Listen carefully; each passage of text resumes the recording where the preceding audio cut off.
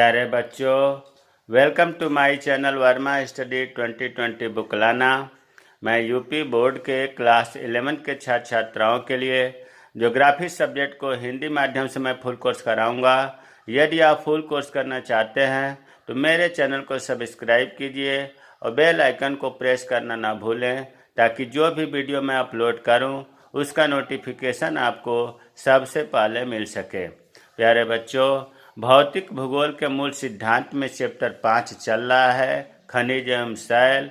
इसमें आज चौथा वीडियो है। इससे पहले इस पाठ का 3 वीडियो पार्ट 1, पार्ट 2, पार्ट 3 डाला गया है। आग्नेय चट्टान हो चुका है, जो शैल के प्रकार में पहला। दूसरा है अवसादी या परतदार चट्टानें। इसके बारे में आज हम लोग पढ़ेंगे। देखिए, अवसादी चट्टान या परतदार चट्टान को सबसे पहले हम थोड़ा सा यहाँ आपको बैकग्राउंड बता दूं कि जब जैसे मान लीजिए कि भूपटल है और अंदर से मैग्मा बाहर निकला, गर्म तरल पदार्थ को मैग्मा कहते हैं। और जब मैग्मा बाहर निकल करके धरातल पर आ करके और ठंडा हो गया, इसी को कहा जाता है आग्नेय चट्टानें। और हजारों लाखों वर्ष में आग्नेय चट्टानें बर्फ से, ताप से, जल से, मानव के द्वारा ऊपरी पटल कमज़ोर हो जाता है, अर्थात टूट फूट होने लगती है, तलछट बन जाती है। और ये टूट फूट जो है, ये हवा से या बारिश से, मान लो बारिश हुआ तो पानी की सहायता से ये आ करके जहाँ ढाल है, जहाँ पानी इकट्ठा होता है, वहाँ ये जमता है। ये जब आ करके यहाँ जमा, जो तलछट कहिए, मलबा कहिए, जो आग्नेय चट्टान का टूट फूट अंश है, वो पानी के साथ, हवा के साथ, बर्फ के साथ यहाँ इकट्ठा हुआ। इसे कहते हैं अवसादी चट्टानें। अवसादी चट्टानें। अब मान लो आकर के ये जमा और कुछ दिन बाद फिर आकर के इस पर दूसरी, फिर आया मलबा तो दूसरी परत बन गई, फिर तीसरी परत बन गई। इसीलिए इसे परतदार चट्टान भी कहते हैं। इनमें परत दर परत ये अवसाद जमा होता है। अवसाद किसे कहते हैं? एक गिलास में आप पानी और मिट्टी ले करके घोल लो और उसके बाद उस गिलास को रख दो, कुछ समय स्थिर रहेगा। धीरे धीरे देखेंगे मिट्टी के कण जो है पेड़ी में बैठ जाएगा, वो अवसाद है। उसी तरह से पानी में जो आग्नेय चट्टान घुल करके आता है, छोटे छोटे टूटे फूटे अंश जो आते हैं, उन्हें अवसाद कहते हैं। इसीलिए इसे अवसादी चट्टान, अवसादों से इस चट्टान का निर्माण होता है, तो अवसादी चट्टान कहते हैं। और परत दर परत जमता रहता है, इसलिए इसे हम परतदार चट्टान भी कहते हैं। अब इसमें जो है वहाँ से यहाँ तक आने में निश्चित रूप से रास्ते में पेड़ पौधे, जीव जंतु की टहनियाँ, पत्ते, हड्डी, तमाम चीज़ आकर के इसमें दब जाते हैं, अर्थात जीवों के अवशेष, जीवाश्म पाए जाते हैं। होता क्या है कि किसी परत पर पेड़ पौधे भी उग जाते हैं, फिर ऊपर आकर जब परत जमता है तो पेड़ पौधे दब जाते हैं। और दबने के वजह से पेड़ पौधे जब दब जाते हैं तो कोयला मिलता है, प्राकृतिक गैस मिलता है, खनिज तेल मिलता है अवसादी चट्टानों से। तो अब परिभाषा देखते हैं। पृथ्वी की आंतरिक और बाह्य परिवर्तनकारी शक्तियों के प्रभाव से आग्नेय चट्टानों में क्षरण या टूट फूट होने लगता है। अब देखो, 2 शब्द, आंतरिक शक्तियाँ और बाह्य परिवर्तनकारी शक्तियाँ।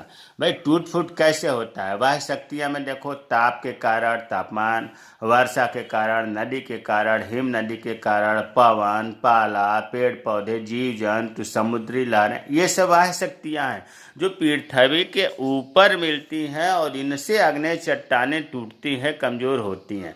आंतरिक शक्तियाँ जो पृथ्वी के अंदर जो कारण होता है उसे आंतरिक शक्तियाँ कहते हैं, जैसे भूकंप और ज्वालामुखी आंतरिक शक्तियाँ हैं।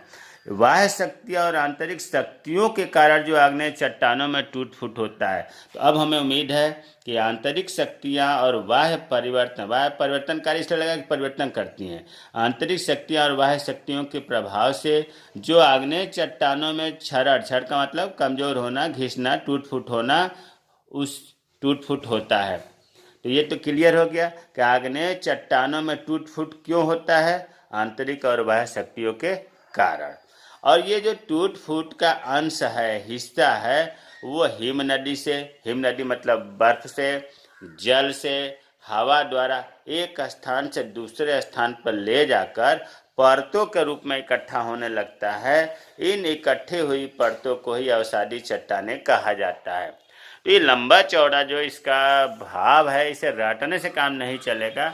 आप हमारी बात को समझ लें, बना कर लिखें। मान लो पूछ दिया अवसादी चट्टान किसे कहते हैं, तो आप तो ऐसे बता दोगे कि आग्नेय चट्टानों का टूट फूट से जो चट्टानें निर्माण होती हैं उन्हें अवसादी चट्टान कहते हैं। लेकिन अगर पूछ दे कि अवसादी चट्टानों के निर्माण की पद्धति बताइए, कैसे बनता है, तो फिर तो आपको ज्वालामुखी क्रिया के द्वारा मैग्मा को बाहर निकालना पड़ेगा, फिर मैग्मा से आग्नेय चट्टान दिखाना पड़ेगा कि बना, फिर आग्नेय चट्टानों में आंतरिक और बाह्य शक्तियों के टूटने फूटने से अवसादी चट्टानों का निर्माण होता है। ये परत दर परत जमी होती हैं।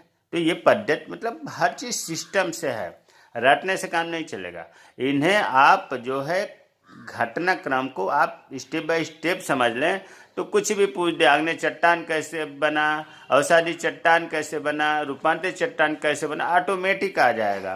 परिभाषा भी पूछ ले तो आप आसानी से बना लोगे। तो हमें उम्मीद है कि अवसादी या परतदार चट्टान समझ में आ गया होगा कि क्या है। अब आते हैं अवसादी चट्टानों की विशेषताएं। जैसे आपने देखा था कि आग्नेय चट्टानों की विशेषताएं क्या है, तो अवसादी चट्टानों की विशेषताएं। अब देखो, अभी हमने जैसे यहाँ चित्र में बताया था कि पेड़ पौधे, जीवों के अवशेष, पेड़ पौधों के अवशेष, मानव के अवशेष पानी के द्वारा आकर अवसादी चट्टानों में दब जाते हैं तो जीवाश्म पाए जाते हैं। और यह भी हमने बताया था कि मान लो एक परत आकर के कुछ दिन तक नहीं आ पाया तो इस पर घास मतलब पेड़ पौधे जम जाते हैं। फिर तेज बारिश हुई तो आग्नेय चट्टानों का टूट फूट ज़्यादा आकर जम गया, उससे पेड़ पौधे दब गए। फिर ऊपर जो गए तो जीवाश्म पाए जाते हैं। पहली विशेषता तो यही है कि जीवों तथा वनस्पतियों के अवशेष पाए जाते हैं। और प्यारे बच्चों, इसी जीवाश्म से, इन्हीं पेड़ पौधे के अवशेष से कोयला, प्राकृतिक गैस और खनिज तेल बनते हैं जो आज हमें उपलब्ध हो रहे हैं। दूसरी विशेषता, इनमें परतें होती हैं जो एक दूसरे पर मतलब जमी रहती हैं। तीसरा, ये शैलें मुलायम होती हैं अर्थात कठोर नहीं होती। मुलायम का मतलब रुई जैसे तो होती नहीं है, हाँ, आग्नेय चट्टानों की अपेक्षा ये मुलायम होती है। क्यों होती है? क्योंकि ये तो टूट फूट से, मलबा से, तलछट से ये इकट्ठा हुई हैं, जमी हुई हैं, तो मुलायम होना स्वाभाविक है। इनमें कठोरता कम होती है, और जब मुलायम होंगी, कठोरता कम होगी, तो अपरदन ज़्यादा होगा इनमें। और इनमें छोटे बड़ों कणों के मिश्रण से निर्मित होती है। देखो, आपने आग्नेय चट्टान में पढ़ा होगा कि ये अछिद्रमय होती हैं, लेकिन ये छिद्रमय होती हैं। भाई, छोटे कण बड़े कण पानी के साथ आ रहे हैं तो इनमें छिद्र रहता है। छिद्र का मतलब कि ये छिद्र होने के कारण इनमें पानी आसानी से अंदर प्रवेश कर जाता है और अपरदन ज़्यादा होता है। और कण छोटे बड़े के मिश्रण से अवसादी चट्टानें छिद्रमय होती हैं, हमने बता दिया। जल आसानी से छिद्रों के द्वारा अंदर पहुंच जाते हैं, जबकि आग्नेय चट्टानों में नहीं पहुंचते हैं। अवसादी चट्टानों से गंगा यमुना का मैदान, गंगा नदियाँ, यमुना नदियाँ अपने साथ तमाम तलछटे ला करके मैदान बना देती हैं। चीन में हवा के द्वारा बनता है लोएस का मैदान। ये भी लोएस का मैदान जो है रेत से बना है, चीन में है। ये अवसादी चट्टान के दोनों उदाहरण हैं। पृथ्वी के धरातल के ऊपरी भाग का लगभग 75% क्षेत्र अवसादी चट्टानों से ढका है। जो हमारा पृथ्वी के धरातल है, भूपटल है, इस पर 75 मतलब 4 हिस्से में 3 हिस्सा अवसादी चट्टानों से ही ढका हुआ है। तो हमें उम्मीद है कि अवसादी चट्टानों की विशेषताएं आपको अच्छी तरह से याद हो गया होगा। अवसादी शैलों के उदाहरण बहुत महत्वपूर्ण है। आग्नेय चट्टानों का उदाहरण भी आपको बताया गया था।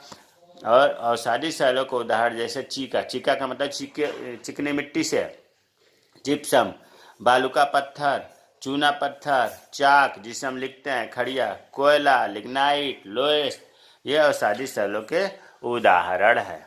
अब अवसादी शैलों का वर्गीकरण देखिए। वर्गीकरण आपको जो महत्वपूर्ण है वो बताया जा रहा है। ये रचना सामग्री मतलब जो मलबा जमता है उसके आधार पर वर्गीकरण है। संरचना के आधार पर, रासायनिक क्रिया के आधार पर कई वर्गीकरण है, लेकिन हमें तो मेन पढ़ना है ये जो है रचना सामग्री के आधार पर जो तलछट मलबा से बना है उसके आधार पर अवसादी शैलों का वर्गीकरण है। ये 3 तरह का होता है। पहला, अजैविक पद्धति द्वारा निर्मित चट्टानें। अजैविक, इसका मतलब जैविक और अजैविक में अंतर क्या है? जैविक में जीव होंगे, पेड़ पौधे होंगे, जीव जंतुएं होंगे, है ना। अजैविक में ये छोड़ करके मतलब जीव जंतु पेड़ पौधे नहीं होंगे। अगर अजैविक के द्वारा कोई चट्टान बनता है तो उसे अजैविक पद्धति द्वारा निर्मित चट्टानें कहते हैं। अजैविक में क्या हो सकता है? नदी द्वारा, हिम नदी द्वारा, पवन द्वारा अपने साथ प्राचीन शैलों का चूर्ण लाती हैं। प्राचीन शैल आग्नेय चट्टान है। आंख मूंद करके याद कर लीजिए कि प्राचीन शैल आग्नेय चट्टान कहते हैं। सबसे पुरानी वही तो है। तो नदी के द्वारा, बर्फ के द्वारा, हवाओं के द्वारा आग्नेय चट्टानों का चूर्ण, छोटे छोटे टुकड़े आती हैं और मार्ग में, रास्ते में इनकी परत दर परत जमती रहती है, जिससे अवसादी चट्टानों का निर्माण हो जाता है। इसलिए इस प्रकार की चट्टानों को, जो अजैविक पद्धति द्वारा निर्मित चट्टानें हैं, उन्हें शैल चूर्ण निर्मित चट्टानें या खंडन चट्टानें, क्लास्टिक रॉक्स कहते हैं। सबसे महत्वपूर्ण बात यह है कि इन चट्टानों में, शैल चूर्ण निर्मित चट्टानों में जीवों के अवशेष नहीं होते हैं। कहीं आप जीवों का भी लिख दे, जीवाश्म पाए जाते हैं। इसीलिए अजैविक पद्धति बताया गया है कि अजैविक पद्धति नदी, हिम नदी, पवन के द्वारा अगर निर्माण होता है तो उसे शैल चूर्ण निर्मित चट्टानें कहते हैं या खंडन चट्टानें। अब एक एक उदाहरण याद कर लो। हवा के द्वारा लोएस का निर्माण, लोएस का मैदान चीन में है। हिमानी बर्फ के द्वारा बोल्डर क्ले, और जल या नदी के द्वारा बालू का पत्थर, सिल्ट, चीका मिट्टी होता है। तो अजैविक पद्धति द्वारा निर्मित चट्टानें हमें उम्मीद है कि समझ में आ गया होगा। दूसरा है जैविक पद्धति द्वारा। अब इसमें जीवों के द्वारा, जीव जंतुओं के द्वारा, पेड़ पौधों के द्वारा जो अवसादी चट्टानों का निर्माण होता है उसे हम कहते हैं जैविक पद्धति द्वारा निर्मित चट्टानें। देखो लिखा है, इन चट्टानों का निर्माण जल में घुले हुए चूने। एक चीज, जीव जंतु पेड़ पौधे तो है ही, जल में अगर चूना घुला हुआ है वो भी इसमें आ जाता है, क्योंकि चूना जो है कार्बनिक पदार्थ है। तो जल में घुला हुआ चूना, जीव जंतु और पेड़ पौधों के अवशेषों से जो चट्टानें निर्मित होती हैं उन्हें कहा जाता है जैविक पद्धति द्वारा निर्मित चट्टान। अगर चूना द्वारा निर्मित है तो निश्चित रूप से चूना की मात्रा ज़्यादा होगी, तो हम कहेंगे चूना प्रधान चट्टानें। और अगर जीव जंतुओं, पेड़ पौधों के द्वारा चट्टानें बनी हैं तो कहेंगे कार्बन प्रधान चट्टानें। देखो, जो जल में चूना घुला हुआ है उसे चूने का पत्थर, खड़िया बन जाता है। ये सब चट्टानों के नाम हैं अवसादी चट्टानों के। जीव जंतुओं द्वारा प्रवाल चट्टानें, समुद्री जीव का नाम है प्रवाल। तो प्रवाल जीव जंतुओं की श्रेणी में आता है। जीव है तो जीव जंतुओं के द्वारा एक उदाहरण आपको दिया गया, प्रवाल चट्टानें। और पेड़ पौधे से कोयला, प्राकृतिक गैस, खनिज तेल मिलता है। तीसरा है रासायनिक तत्वों से निर्मित चट्टानें। जो पानी है, जल है, जल में तमाम तरह के पदार्थ होते हैं। आप सोचो कि जो आग्नेय चट्टान है, इसमें आग्नेय चट्टान के जो प्राकृतिक तत्व हैं, जल के साथ इन आग्नेय चट्टानों के जो तत्व हैं वो घुलकर आ जाते हैं। आएंगे कि नहीं? आग्नेय चट्टान में जो तत्व है ऊपर टूट गया तो पानी के साथ या हवा के साथ ये तत्व घुल करके बह जाते हैं और जलाशय में या झील में इकट्ठा होते हैं। और वहाँ पानी तो वाष्पीकरण से उड़ गया और ये जो रासायनिक तत्व जो आग्नेय चट्टान से बह कर आया था वो नीचे जम गया। इन्हें कहते हैं रासायनिक तत्वों से निर्मित चट्टानें, जैसे सेंधा नमक, जिप्सम, डोलोमाइट, ये रासायनिक तत्वों से निर्मित चट्टानें हैं। तो अवसादी चट्टान क्या है, अवसादी चट्टानों की विशेषताएं क्या है, अवसादी चट्टानों के उदाहरण क्या है और अवसादी चट्टानों के वर्गीकरण क्या है, हमें उम्मीद है कि समझ में आ गया होगा। मेरे चैनल को सब्सक्राइब कीजिए।